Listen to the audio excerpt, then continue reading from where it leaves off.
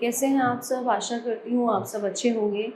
आइए आज हम शुरू करते हैं। हिंदी का पाठ है ये आत्मनिर्भर। विद्वानों का ये कथन बिल्कुल ठीक है कि नम्रता ही स्वतंत्रता की धात्री व माता है। नम्रता मतलब जितने आप सॉफ्ट स्पोकन रहोगे, ठीक है ना, विनम्र भाव के रहोगे, हृदय में दयालुता रखोगे, ठीक है। लोग भ्रमवश अहंकार वृत्ति को उसकी माता समझ बैठते हैं, पर वह उसकी सौतेली माता है जो उसका सत्यानाश करती है, ठीक है। यह संबंध ठीक हो या ना हो, पर इस बात को सब लोग जानते हैं कि आत्म संस्कार के लिए थोड़ी बहुत मानसिक स्वतंत्रता परम आवश्यक है, बहुत ज़्यादा ज़रूरी है, ठीक है। चाहे उस स्वतंत्रता में अभिमान और नम्रता दोनों का मेल हो, और वह नम्रता से ही उत्पन्न हो। ये बात तो निश्चित है कि जो मनुष्य मर्यादा पूर्वक जीवन बिताना चाहता है उसके लिए ये गुण बहुत आवश्यक है, ठीक है। जिससे आत्मनिर्भरता आती है और जिससे अपने पैरों के बल खड़ा होना आता है। युवा को ये सदा याद स्मरण यानी कि याद युवा को यह हमेशा याद रखना चाहिए कि वह बहुत कम बातें जानता है। अपने ही आदर्श से वह नीचे और उसकी आकांक्षाएं उसकी योग्यता से कहीं अधिक बढ़ी हुई है। उसे इस बात का हमेशा ध्यान रखना चाहिए कि वह अपने से बड़ों का सम्मान करे, छोटों और बराबर वालों से कोमलता का व्यवहार करे। ये सारी बातें आत्ममर्यादा के लिए अति आवश्यक। ये सारा संसार जो कुछ हम हैं और जो कुछ हमारा है, हमारी आत्मा, हमारे कर्म, हमारे भोग, हमारे घर की और बाहर की दशा, हमारे बहुत से अवगुण और बड़े गुण इसी बात की आवश्यकता प्रकट करते हैं कि हमें अपनी आत्मा को नम्र रखना चाहिए।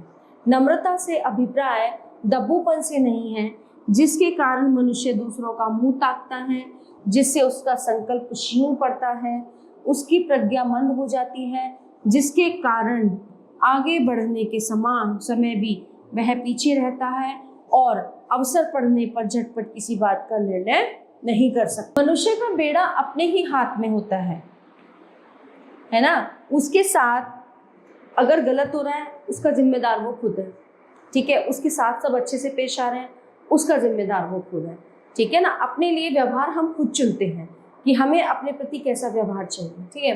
अब वह उसे चाहे जिधर लगाए। सच्ची आत्मा वही है जो प्रत्येक दशा में, प्रत्येक स्थिति के बीच अपनी राह अपने आप निकालती है।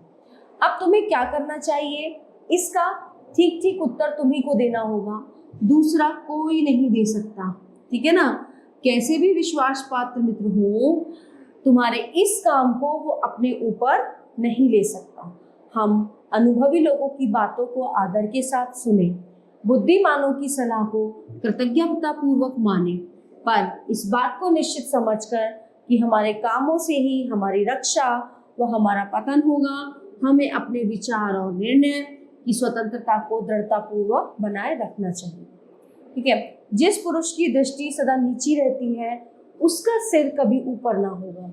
नीची दृष्टि रखने से यद्यपि हम रास्ते पर तो रहेंगे ही, परंतु इस बात को न देखेंगे कि यह रास्ता हमें कहाँ ले जा रहा है।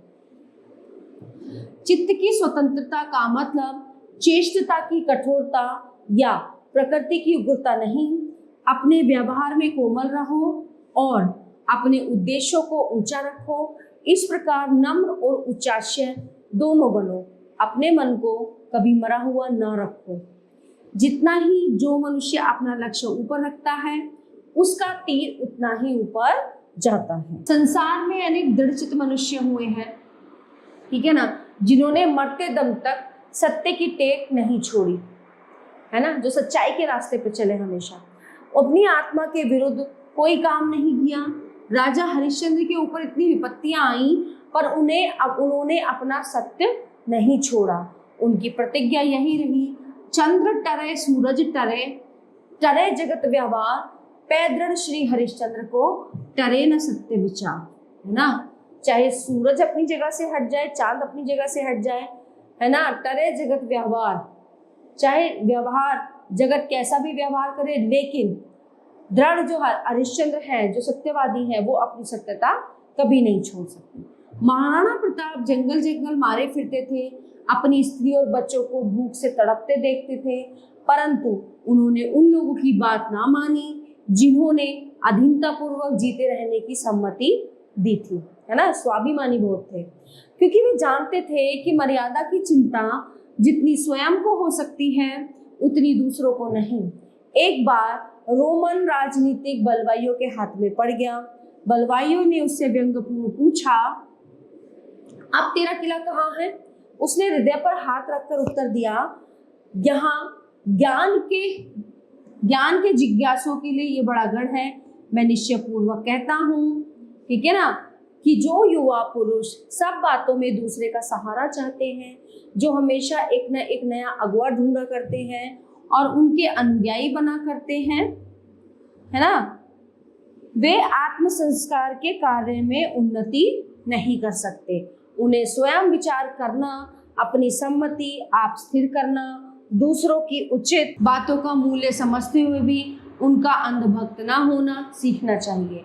तुलसीदास जी को संसार में जो इतनी सर्वप्रियता और कीर्ति प्राप्त हुई, उनका दीर्घ जीवन जो इतना महत्वमय और शांति में रहा, सब इसी मानसिक स्वतंत्रता, निर्द्वंदता और आत्मनिर्भरता के कारण। वहीं उनके समकालीन के शब्दाश को देखिए, जो जीवन भर विलासी राजाओं के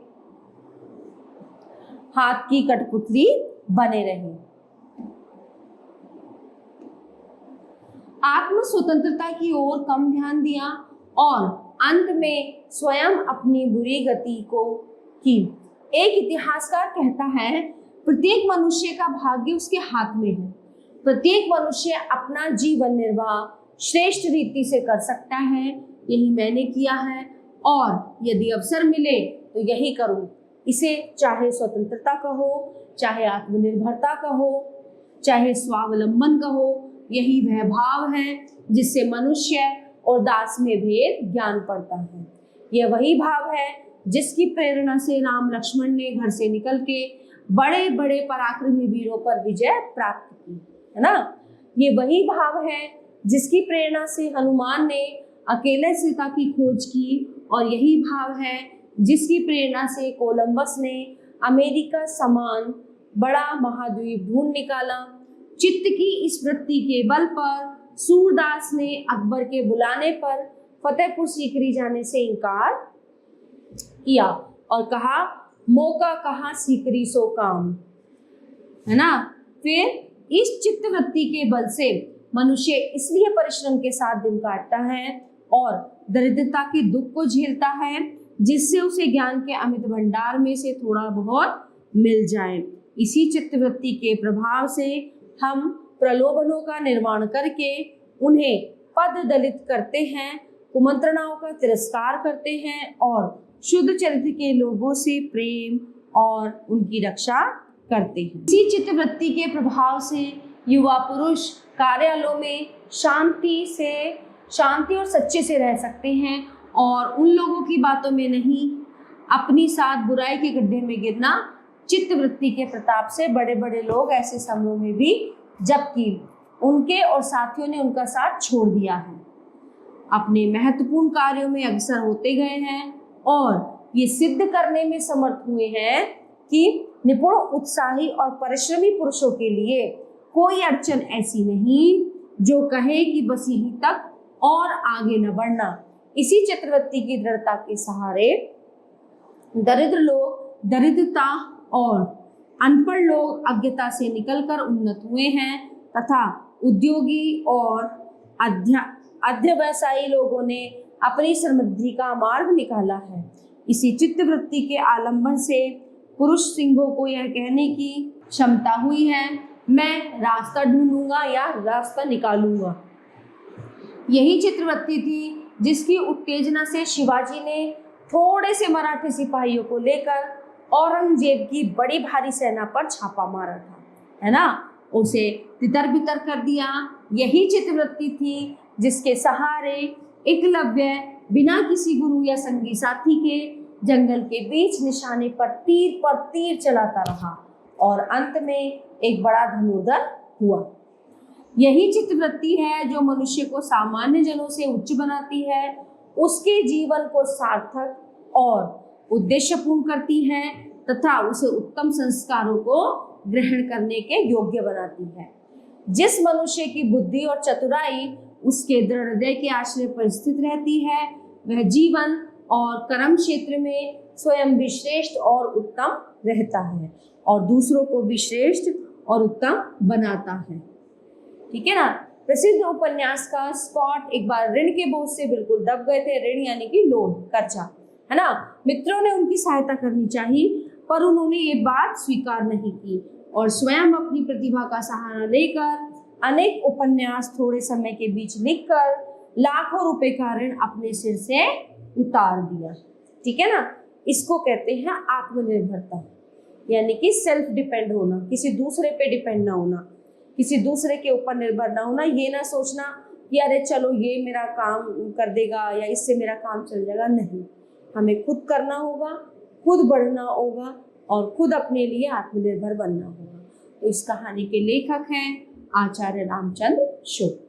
आशा करती हूँ कि ये पाठ आपको बहुत अच्छे से समझ आया होगा। धन्यवाद।